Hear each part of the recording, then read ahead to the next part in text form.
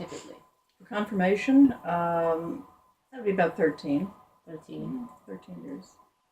And in the confirmation classes, what exactly do they learn? There are differences in the curriculum around the country. Okay. But I would say the most common things that they need to learn in that grade are the key concepts would be the church, Okay. the nature of the church, their role in the church.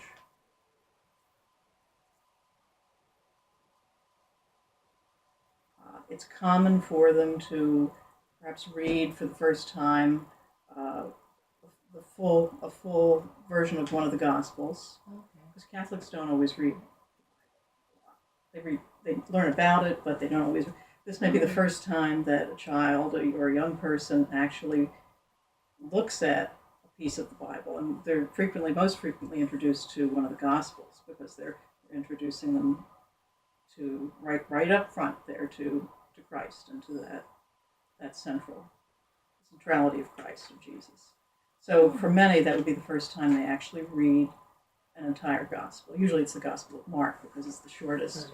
Okay. They also typically learn about we look at confirmation in the context of the other sacraments. So they have a pretty good review of the sacraments and confirmation itself. I think one of the most commonly taught things would be about the Holy Spirit, the role of the Holy Spirit, and the gifts and fruits of the Holy Spirit. Which are? There are 7 gifts of the Holy Spirit. Self-control. That would be one of the fruits. Yeah. The gifts. Catholics teach the gifts probably more than the fruits. Most Protestants would focus on the fruits, whereas we would focus more on the gifts. Okay. Not that they receive it for the first time at confirmation, but they're strengthened. Those gifts are strengthened. And that's a good thing at that age. It's very age appropriate to focus on that. They're just beginning to identify what their talents and gifts are.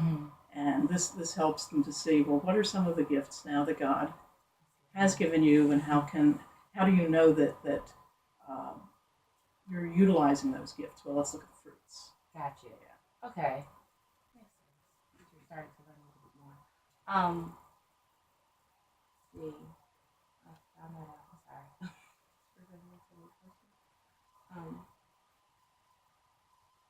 So after that they finish these courses in their confirmation, what typically happens next? Or after they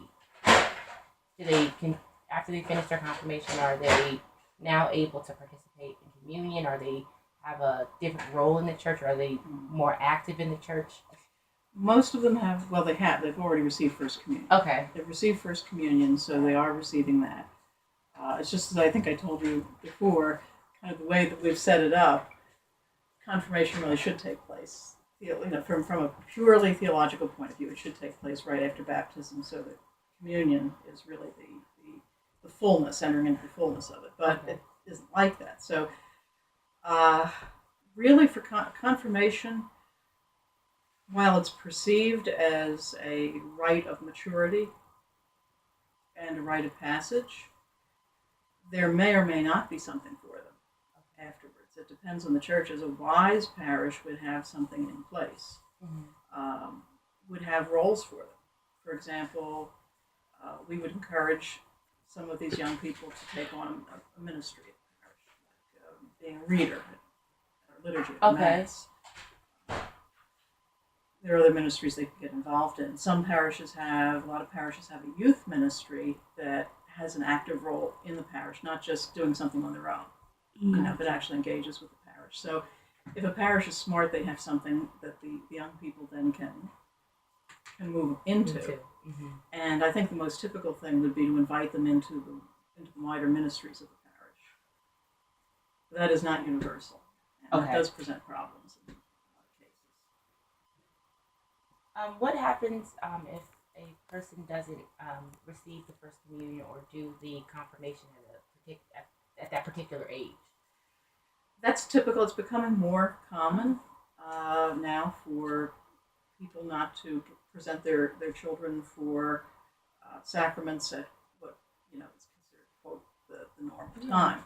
And so parishes struggle to find a way to prepare young people, especially smaller parishes like ours, where we don't have a large number of people available to help with that, or we might not have more than one or two in any given year, which makes it hard to put them together in a group. But yeah, we do certainly. They can and they are able to receive the sacrament. Mm-hmm.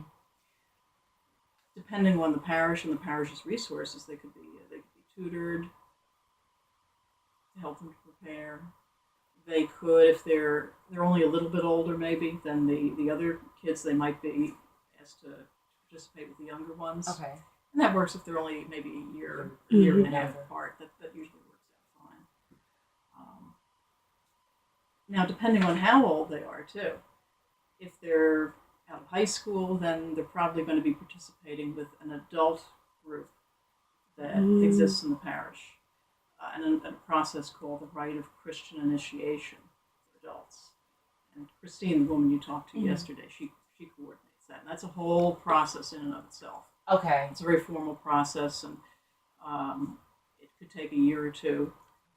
Adults go through that, and it's tailored very much to their pace and to their needs. Just a lot of, it's really about answering their questions and then presenting what the church has to say. So it depends on the age, and it depends on the resources of the parish. But yes, they can certainly receive the sacrament. Okay. It depends on what process they use. If they're younger and they go through the classes with the other kids, then they'll receive confirmation with them. Okay. Bishop comes. That's one of the key aspects of confirmation. One of the bishops has to come, and he is the one who officiates at the sacrament. That's what makes it kind of unique. It's the only sacrament that the majority of people will ever receive directly from a bishop. What is I'm noticing stuff I've seen on YouTube as far as with the young girls wearing veils and receiving their rosaries. That's First Communion. That would be for the younger children who receive it. Typically, that is at the age of 9. Okay. They're usually in 2nd grade when they receive First Communion. And that's a tradition. That's a tradition that still carries on. It's one of the few traditions that we don't say that they have to wear that. Mm-hmm. But it's like the public pressure to do it. I mean, all the other families are doing it, and in some cultures it's even bigger. Than if you have an Hispanic community, I mean, you wouldn't even think of not having your daughter wear that. Traditionally, the boys would wear either a dark suit or a white suit, and the girls would wear a white, kind of a lacy dress, white stockings and shoes, and a white veil. And what does that signify? White gloves.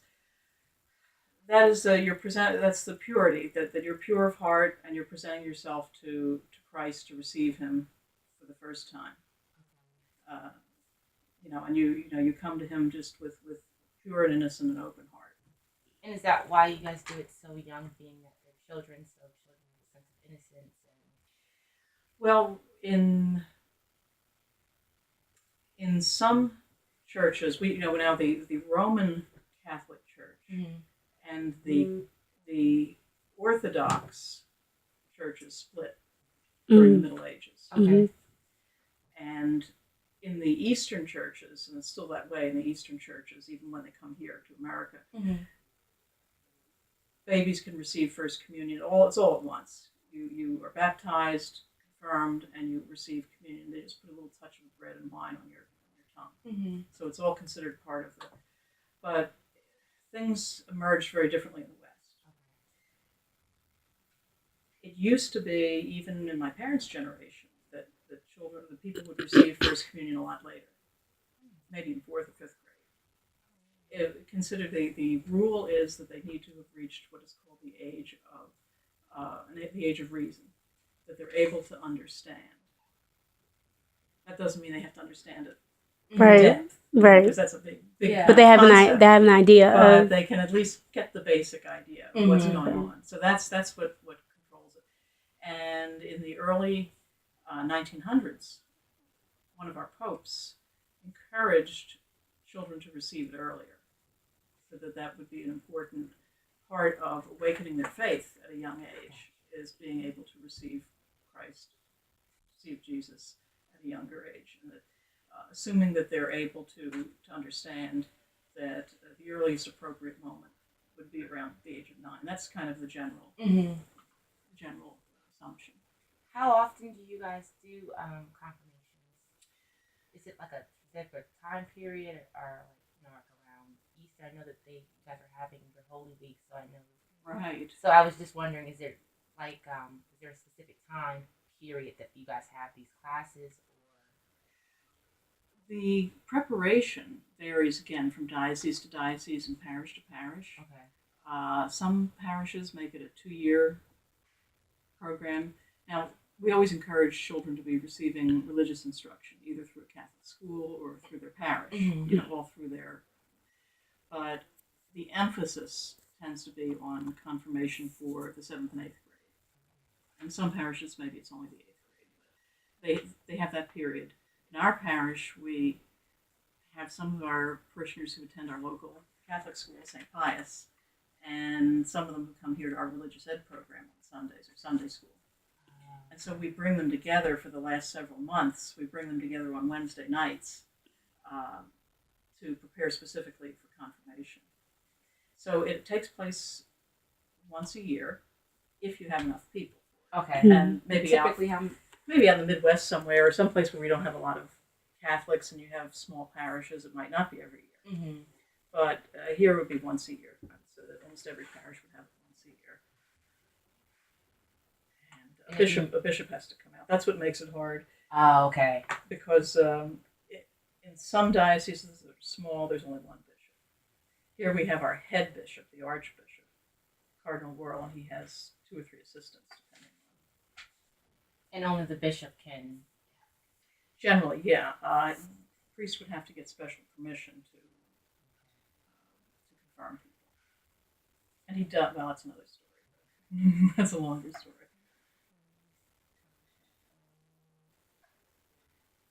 And in these classes, other than the gifts that they learned, is there any other specific thing you could think of off top of your head that they walk away with, other than just the gifts? Well, as I told you, I think that we focus a lot on the church and their role in it, because I think that what we've come to observe, at least in the United States and the West, is that young people do not. If you look at it from a sociological perspective, in a country where religion does not play a major socializing role for people, there's not a tremendous amount of pressure for people to belong to a church, and where the majority of people are not any one particular religion, you just can't assume that adolescents are going to do, because most people want to do what society in general want. I mean, you want to fit in with some group or another. Yeah. Mhm. So if it's the common thing for everybody to belong to the church, well, okay, that's what I'm going to do. Mm-hmm. So we don't have that. We don't have that in America. We don't have that necessarily in Western Europe. And so we do have to spend a fair amount of time trying to help them to understand what are the benefits of belonging to a church, belonging to this church. Mm-hmm. What is it that is going to be empowering in their life? So it's not a given, of course. No, yeah. People are just going to do that, and so for people who find themselves away from the church, and after they have done their first baptism, they've done their they've received communion. What is there like a process that gets them, I guess, to get them back on track, or once you've done these things, it's kind of don't really necessarily do them again? Yeah, it depends on where they are. Okay. Where they're coming from. Each person has a different story and different circumstances. But Christine, Jolliffe Mhm. in our parish is the one responsible for that process. Someone might come to us and say they were baptized. Mhm. Their parents were different religions. Their father was a Catholic, Mhm. and he made sure they were baptized as Catholic, but mom was a something else, Mhm. and they never really. They may have gone to Catholic church a few times, but you know, but now they're interested in the Catholic Church, for one Mhm. reason or another. Okay, now in that case, there's going to be more that they would want to learn about the Catholic Church because they haven't had any what we call catechesis. Okay. Now, it could be another person went all the way through Catholic school, was raised a Catholic, uh, learned a lot of stuff about, maybe even went to a Catholic college, Mhm. but for any number of reasons, they drifted away. It's a common thing. And then at some point later in life, they want to return. They want to come back. Um, they've received all the sacraments, the sacraments of initiation, Mhm. so they don't have to receive those sacraments again. Okay. Not for the first time, Yeah. But what we consider is that they are not in communion. Okay. They're not in communion. And so they would participate in the process to the extent that it helps them to talk about things, to talk about why they drifted away, what are some of the issues that they might have, helping them to dialogue with other people who are interested in the faith. All of that really helps them move along. Mm-hmm. And then at the time when everybody comes in, either people who've never been baptized at all, people who need to receive some of the sacraments, or people like the one I just talked to you about, they come in is on Saturday before Easter. It's called the Easter Vigil. Easter Vigil. That's for adults and children who have not received the sacraments. If you have a child 10 years old who hasn't been baptized at all, then they would come in at the Easter Vigil also. Okay. And what typically takes part in the Easter Vigil? That's a very beautiful, it's very ancient mass of the church. There's several parts to it. There's the opening part where there's the lighting of the fire. The church is dark. Mm-hmm. It always takes place after dark. And they light a large fire outside, and then what we call the Christ candle. It's a large candle, like this tall candle, Paschal candle, is brought to the fire, and it's lit from that big fire. And then it's brought into the church, processed into the church, usually with incense, and everybody chants, "Christ our life, thanks be to God. Christ our light, thanks be to God." And then everyone's candles are lit from the large Christ candle. Mm. And the church stays in darkness while we read some of the readings, like the Old Testament, the history from creation, through Exodus, all the stories leading up to. And at the time, finally, that the gospel is read, the Easter gospel, all the lights are lit in the church. Wow. And then there's the preaching, the homily. And after that, that is when all the different people who are going to be receiving sacraments coming into the church, coming back to the church, they come forward. So first we'd have the baptisms.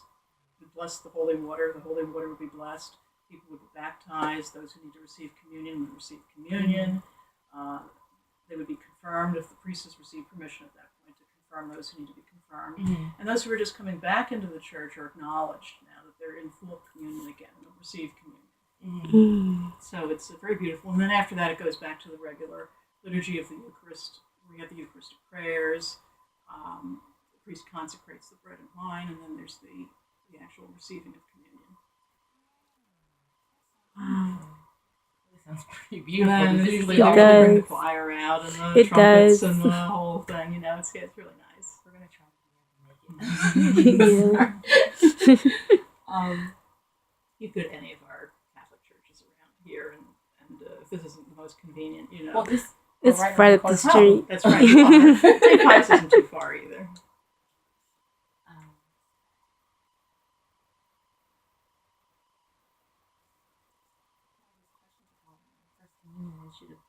Just change the word to confirmation.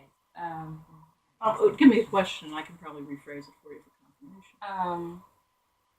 Well, this says, can you explain what the first communion means? But touched on that. Confirmation. Yeah. Yeah, confirmation I mean, in its theological sense, is the confirming of baptism. It's the confirming of a person's baptism. It's the confirming of the reception of the Holy Spirit. The Holy Spirit is strengthened within the person,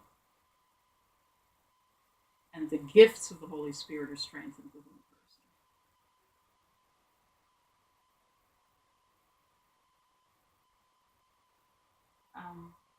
My mom grew up. I'm from New Jersey, and we grew up Mhm. around a lot of Catholics. And she was explaining to me that she would remember being in like third or fourth grade, and half the day everybody would be there, and then the other half, there would be buses, and there would be a lot of the students would go to catechism class. Catechism Class. class, yeah. What? What's that? Or is that typically held here? Some jurisdictions, you know how we have, I mean, every school district has its own policies. Mm-hmm. And in some school districts and in some states, there's a law that requires the schools public schools, Okay. to allow children to have access to religious instruction in the faith of their church of their choice Mm-hmm. during at least a certain period of the school week. So that's not here in our district. And okay. None of the area schools that I know, but it is in some states and some school districts. They have to set aside time and even provide. In some states, they even have to provide busing Yeah. to the churches. So they would typically they'd close school early, Mm-hmm. one day a week, and kids could be bused to wherever wherever they want to go, wherever their parents. Okay. So not every district does that. No, it's certainly not common here. Oh. Why not? Well, different states, different jurisdictions have different attitudes about the interpretation of freedom of religion and what that means. Mm-hmm. And some places where there's a large and vocal, and there are parts of the country where you have a large number of something, either Christians or Jews or whatever it is, who are saying, look, we have a right to be able not just to worship when we want, but also for our children to receive religious instruction. You don't have to teach it, but we have a right for them to have access. And access means not just at a time like the evening when they might have 20 million other things going on or whatever. And they would say that, do the children have real access if the schools schedule activities and sports and things like that in the evenings? And there's, of course, that tremendous pressure for them to participate in those. Do they have real access then to religious instruction? And so the states are very comfortable with that. And as long as no one has brought it to court and has made a big issue out of it, so far the courts have not said that you can't do that. Mm-hmm. At least not the federal courts. What is the young girl's role after she has completed her Confirmation. Yes, confirmation. It really wouldn't be any different from that of a young man in the church. At that stage, they're too young to make a choice to become a priest, or a deacon. Mm-hmm. You're 13. You may be thinking about it, and we would certainly encourage them to think about it, but it's not as though, okay, well, some of the boys are going to become priests, and sorry for the girls, but that may happen down the road, but not at that stage. So their roles would really be similar. We would encourage them to participate in ministries of the church and to take, I guess really what we try to encourage them to do is to live their faith in the context of their school life, their public life, their family life. Not in a preachy way, but take the things that we've taught them about how to live, how to be a human being, how to be the full human being God wants them to be. How you do that, how you take it out, how not to box it. When you box it, they're not going to come back because it's not me. Yeah. It's just something you do. But if they can live it, if they can see that it's something that transforms their life everywhere. Mm-hmm. So that's what we try to do. Not always that successfully, but we try to do that. Do you roughly have a large majority of young individuals who attend Catholic school or public school that are Depends on the area of the Okay. country. Some cities like New York, Boston, some areas where there have always been bigger concentrations of Catholics. Mhm. Now where you have immigrant groups that have become more prosperous, or cities where the Catholic Church is able to provide more subsidies, mm-hmm. you see larger percentages. But no, the reality is that ever since Catholic schools have had to be completely self-supporting, Okay. and this all took place in the late 60s, early 70s, Mhm. when religious communities used to staff the schools, orders of sisters Mm-hmm. and brothers. They moved on to other ministries, and it changed, and so schools had to hire lay teachers. Okay. You had to pay lay teachers. You had to provide benefits for lay teachers. Mm-hmm. Not that you didn't do some of that for the sisters, but it was different. They had their communities that had a different financing Mm-hmm. system. So that is what made Catholic education extremely expensive. And when it came, and the dioceses were not always able to provide sufficient subsidies to make it affordable. They tried. We all tried. All the dioceses tried very hard to do that, but the numbers just went Yeah. down. So I would say almost everywhere, it's if you're lucky, you get 25% And attending a Catholic school. particularly here, would you say that you have We're not like Chicago or New York. We don't have that concentration of Catholics. Okay. So we're not going to be at the 25% level. Okay. We're going to be closer, let's say 20. Okay. Let's say 20. Now, in these days, you always have to consider that people are no longer just default Catholics who just show up for stuff.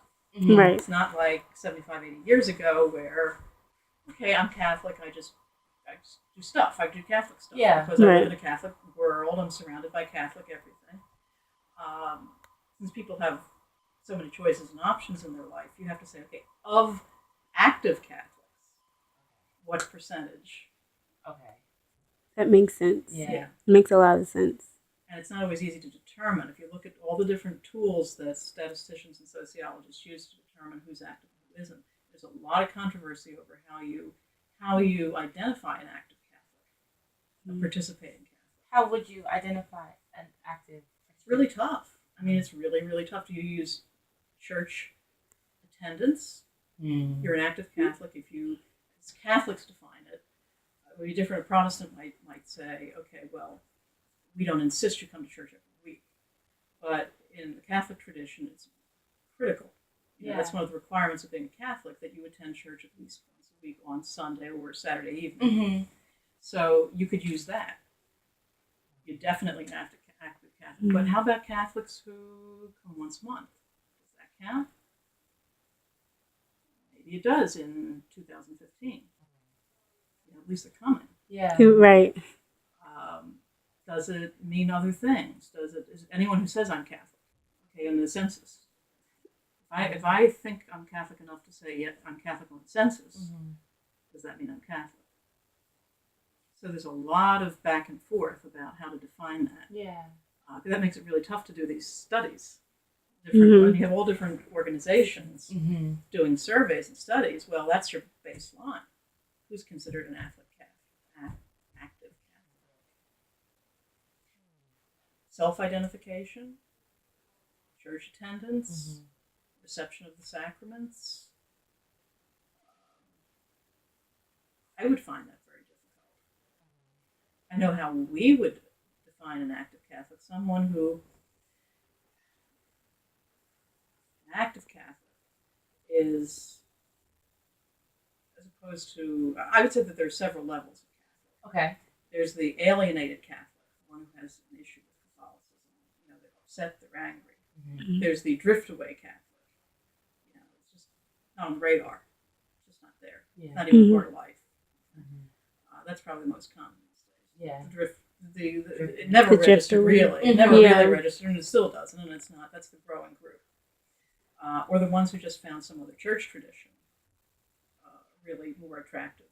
Mm-hmm. But then you have the people who are, I would call them maybe not active, but participating Okay. Catholics. They do come to church occasionally. They don't write it off. They consider themselves to be Catholics. They want their children to receive the sacraments. Mm-hmm. And they rely on the church in important life, funerals. If they rely on the church when they need the church. Mm-hmm. And maybe they do come to church a few times a year, maybe even more than that, maybe several, maybe once a month or so. But I wouldn't call them active. I would define active as a Catholic. That's why I think we need to get rid of the active Catholic Yeah. thing if we're going to use a baseline. Because they're not active Catholics are not the baseline. Active Catholics are the ones who take it seriously as a way of life. The way I live my life, I come to church mostly once a week, as much as I do that. I'm a prayerful person. I reflect the spirituality and the prayer life of the church. Mm-hmm. It's influenced the way I pray. Influences my type of spirituality. It influences the moral decisions that I make, how I treat people, and I'm active in that parish or in the church in some way, other than going to church. I feel that my church can contribute to the larger community, and so I participate in the service things that they do. Mm-hmm. I'm involved. I'm Yeah. engaged. That's an active Catholic. But I would say that if you're using a baseline for studies, you'd want to use another term like self-identifying Catholic, participating Catholic. Yeah. Mm-hmm. Okay. Now, in your confirmation classes, I know that things have gotten to be completely different. Yeah. So I know that, young children struggle with, trying to fit in. Mm-hmm. Then there's, the stuff that they face when they're in school, media. In your confirmation, is there anything that you guys really try to instill in them as far as not just this is who you are? And I know that there are problems that are going to occur that are different from when we, you guys did your confirmations, as far as just the media and media being overly sexualized. So is that something that your students kind of like have issues with or concerns about? Yeah, but I mean, I think every parish tries to bring those up, and every Catholic school in Mhm. age-appropriate ways. Yeah, you most try definitely. to introduce them to kids as they're going through the grades. Right. you want to talk about that. Yeah. Whether they do or not depends on how much they trust the individual teachers and groups that they're in. I mean, you want to try to have teachers who don't go in there and just lecture kids. Mm-hmm. Who try to make an environment where the kids respect them, but also feel open to saying, "Look, this is this is the stuff that we're dealing with, and how does the church? How can the church help us? Yeah. Navigate that." And you can't always say that every teacher is going to be able to do that. Okay? And sometimes the mix of kids makes it hard for them to open up. Like here, we have our 8th grade class right now, religious ed class. Not the kids who come from our Catholic school.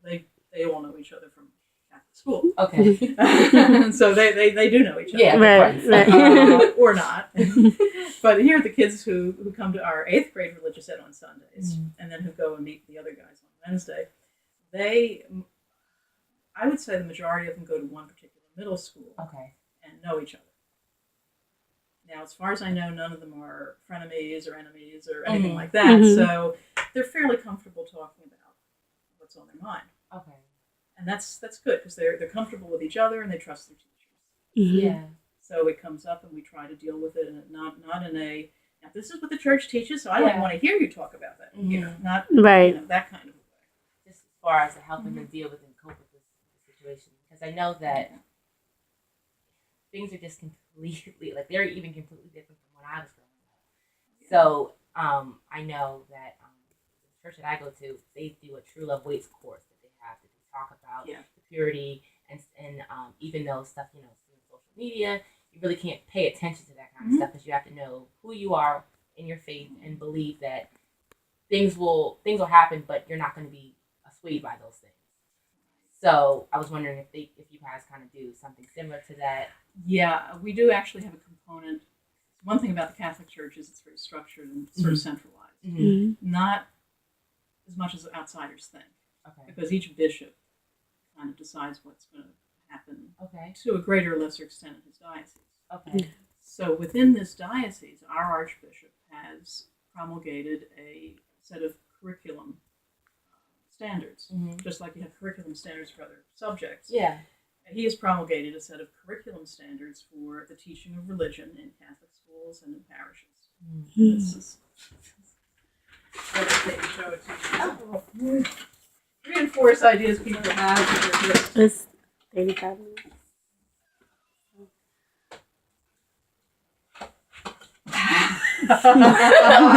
Wow. Oh my this is K through 8, by the way. Wow. Pre-K through 8. LMG. Yeah. But one of the components, there's a segment, a component on Christian sexuality. Okay. That's considered something that we want to integrate into the curriculum. So we try to do that now. I think it works better in our Catholic schools where we have professional teachers who are exposed to training courses. In Catholic parishes with volunteers, volunteer catechists and teachers, it's hit or miss. Okay. We try to provide them with some training, but many of them feel uncomfortable. And so it doesn't always get covered as systematically And what as it would in the age school. group would you have them, or typically they take these, would learn in this curriculum? Like, I'm sure you would. Well, you're supposed to start introducing it to the youngest children and not talking about. No. Yeah. Of course. You talk about our bodies as being created by God. God created our bodies, and they're beautiful, and we're to respect our body. So that's the kind of stuff you talk about with little kids. Yeah. And then by the time they're in 8th grade, you can talk more maturely about things. Okay. So the idea is that you introduce them to the concept that God created the body, the human body, and that the human body is to be honored and respected as a creation of God. Just like you wouldn't go and trash, his animal and plant creation. Yeah. You don't go around trashing Yourself. Yeah, exactly. Right. So that's what we build on. Okay. We build on that. The dignity of the human person. I guess they certainly have to be taught about the church's moral teaching. Moral teaching on sexuality. Yeah. But we try to integrate that into the larger teaching of the dignity of the human person and the dignity of creation, so that it isn't just something that's separate from it. Yeah. Right. Here are the rules for sex, and here are the rules for this, and here are the rules for that. They're all connected in some way. And I definitely think by the time they're in 7th grade, we encourage our teachers to really encourage the kids to bring up what they're dealing with. Yeah. What's happening? Yeah. What are they seeing? What are they experiencing in their school? As I said, some teachers are more successful than others. With the level of comfortability. Now, I do know some parishes will bring a person out, a speaker out, to address it. In one way, it's good. The material gets presented. Yeah. Yeah. But It's kind of hard because they don't really know. The kids aren't. Yeah. They'll Right. ask questions, but they're not. Yeah. You can, if you have a good. I think the best way of doing that is to bring someone out, give the presentation the catechist might not be knowledgeable enough about or trained to give, and then follow it up in their classes Okay. later. Yeah.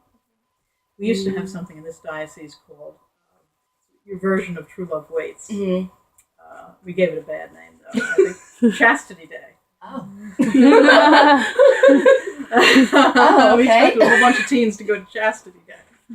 I mean, from our perspective, of course, it's all wonderful and good. But Right. I mean, Right. can you imagine a typical teen going Going. to Chastity Day? I don't know. Right.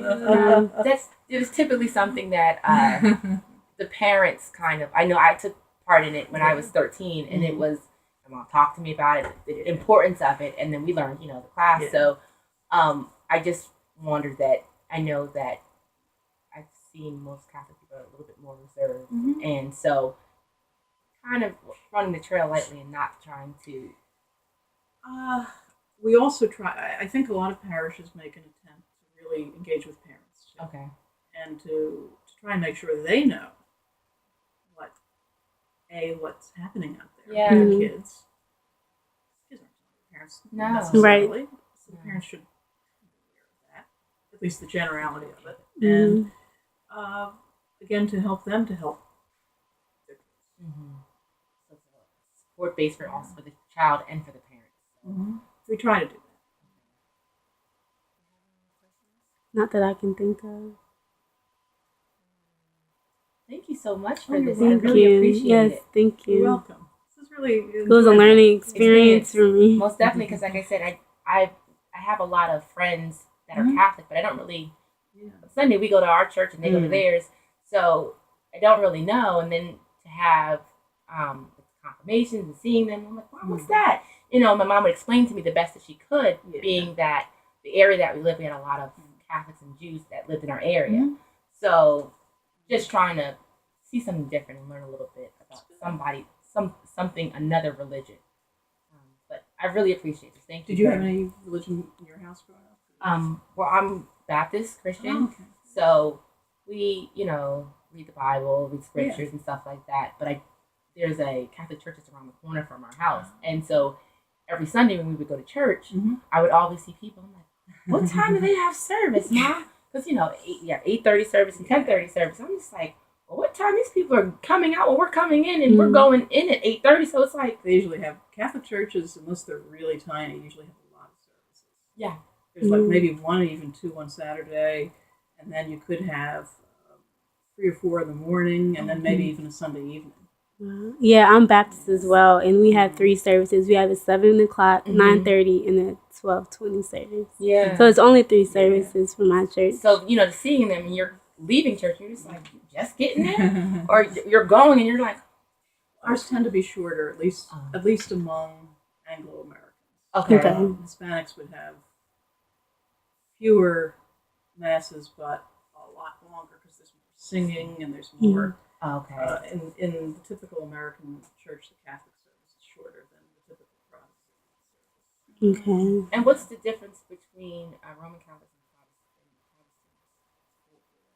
and That's so Wow, that's a big question. And Well, I've heard you mention this. I was just like, well, there's the fundamental historic difference, and then there's how we've kind of, evolved and everything, and what might be different between us today in America. But the basic historic difference, going back to the 1500s, Mhm. and you learned a little bit about that, Mhm. about the Mhm. Reformation and Mhm. stuff. Okay, back to the 1500s. Yes, there was certainly an impulse to reject some of the corruption and excesses that took place in the church. okay. But you can't call that fundamental because those are things that can change. Mhm. You can fix the corruption. You can start doing the right thing. Yeah. Mhm. So I think the fundamental differences, though, were deep divisions over.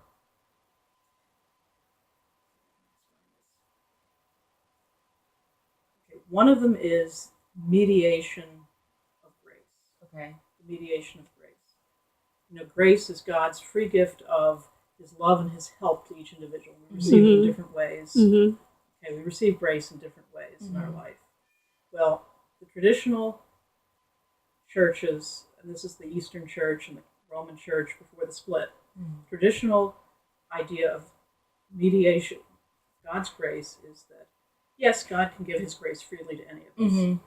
but the church is a privileged place in that the church is God gives special grace to the church and to the church's ministers, the bishops, the priests, and that comes to us through sacraments. God has established these 7 sacraments as privileged moments of grace. Privileged moments of grace. Something that we know. It's not like, well, today I was blessed. God gave me the grace to see that I needed to change this aspect of my life. That's different. Hmm. This grace is special grace given to the church and then given to the church's ministers. You receive an unbelievable special grace through the sacraments of baptism, confirmation, Eucharist, holy orders, marriage. These are special graces that you just don't receive unless you receive that sacrament. Got it. And the sacrament is mediated by the church's ministers, the priests, the deacons, the bishops, and therefore the church. So the Protestant response was kind of mixed initially. Okay. Some people believe, well, sort of, but not quite. Others believe, well, no. God's grace is free for all of us. Mhm. And we all have equal access. I have just as much access to God as anyone else. I understand. And to God's grace, and we do not need these sacraments. get Most it. Protestants took an intermediate, view of that. Approach. Maybe not an extreme view of it. Okay. So that's one. Most specifically, one of the biggest differences from the Catholic point of view is the different interpretation of communion. The majority of Christian churches, Protestant churches, if they say they're Christian, that's one of the things they're Unitarians, Christian, have some type of communion, some kind of communion. They're on a spectrum where they fit with what they believe about communion. Okay. Oh, that's what it is. Yeah, it's a spectrum of where they are, from Catholics to, I don't know who's farthest down, I'm not sure. But Catholics, we would say that, going back to the earliest times, that God can take anything. This is a sacramental view. Catholics have it's called a sacramental view of life, of faith. Is that God can take anything and does, because that's the stuff of life that we experience. He takes the things